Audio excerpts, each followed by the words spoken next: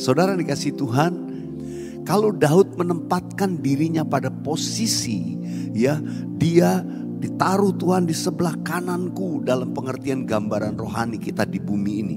Bukan bicara tahta di surga, tapi dia Tuhan, ya. Lalu kemudian dia tempatkan kita pada posisi di sebelah tangan kanannya. Itu posisi dijaga, dibela, dilindungi. Sampai kubuat musuh-musuhmu menjadi tumpuan kakimu. Kalau kita ada di posisi rohani, posisi pembelaan dari Tuhan, kita dijaga. Kalau saudara bawa anak kecil, saudara pegang tangan kanannya. Saudara dengan tangan kanan saudara pegang, saudara jaga, saudara lindungi. Saudara membela.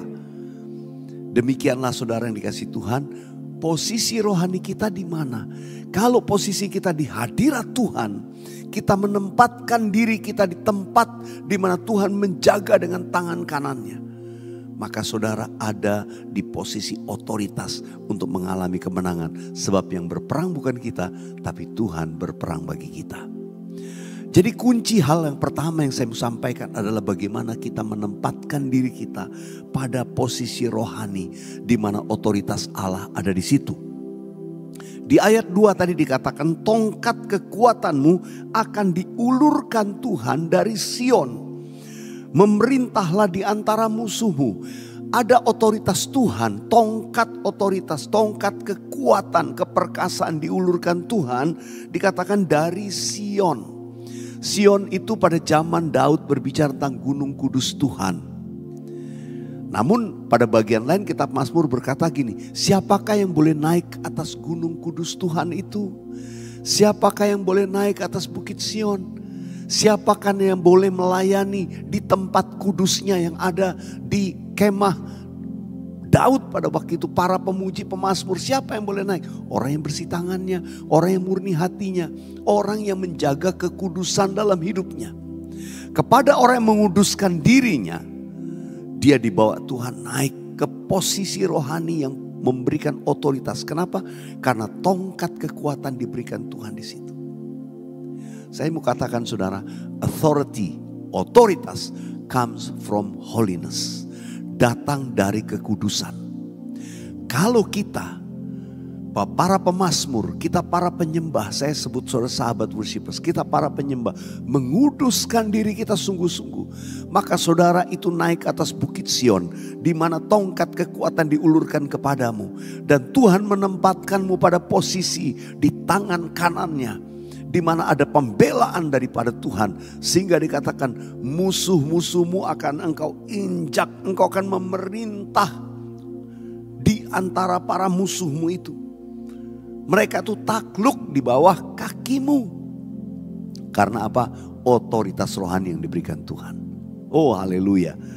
Di ayat yang ketiga dikatakan gini, pada hari tentaramu bangsamu merelakan diri untuk maju dan beriaskan kekudusan. Kalau kita ada di posisi rohani ini, memang kehidupan kita itu akan diwarnai dengan yang namanya peperangan rohani. Selama kita ada di dunia ini gak akan berhenti saudara. Iblis akan terus berusaha menjatuhkan saudara. Jadi itu yang namanya peperangan rohani. Karena itu pemazmur ini mengajarkan kita harus berada dalam posisi rohani yang tepat. Orang yang menguduskan dirinya, dia dibawa naik ke atas gunung Tuhan. Dan orang yang menguduskan dirinya diberikan tongkat kekuatan. Orang yang menguduskan dirinya, dia menempatkan dirinya di posisi di mana tangan kanan Tuhan memegang, membela dia. Saudara, apa yang dikatakan di ayat yang ketiga tadi? Pada hari tentaramu.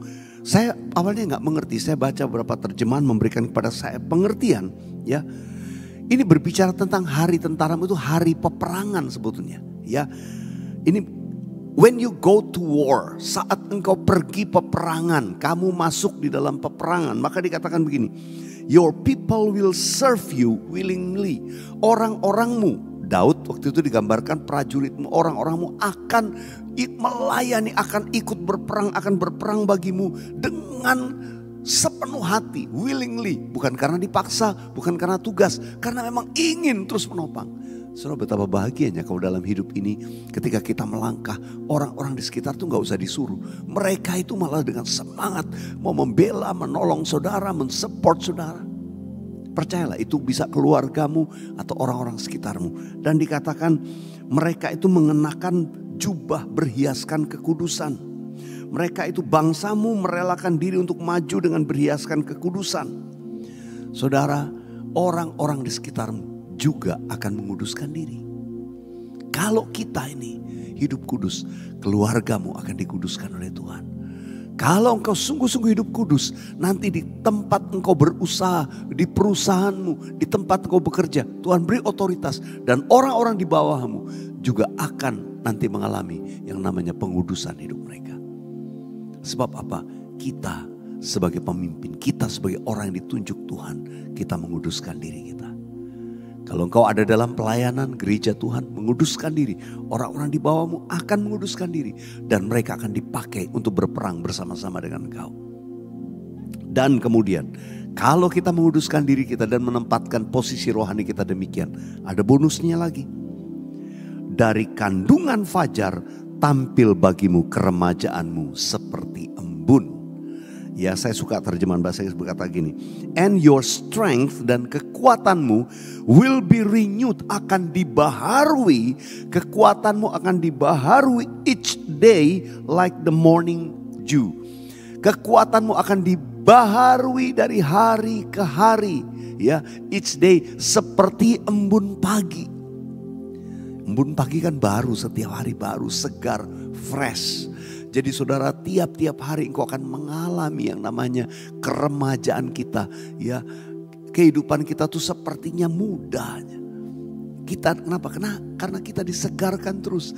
Kita ada di posisi rohani, di mana kemuliaan Tuhan itu menaungi kita. Dan kita disegarkan. Gak heran. Alkitab bahasa Indonesia mengatakan keremajaanmu itu yang dibaharui. Ya, masa mudamu akan terus menjadi baru seperti pada burung Raja Wali. Keremajaanmu dibaharui hari lepas hari. Kita itu dibikin terus seperti muda oleh Tuhan. Karena hadirat Tuhan itu menyegarkan kita selalu. Yang percaya katakan amin. Para penyembah di rumah-rumah, don't stop worshiping the Lord. Jangan berhenti. Saya selalu berkata keep on worshiping. Tapi jangan lupa tambahan satunya. Ayo kita mau menguduskan diri kita lebih sungguh-sungguh dengan Tuhan. Supaya apa yang tadi diungkapkan pemazmur Daud itu juga terjadi dalam hidup kita. Haleluya.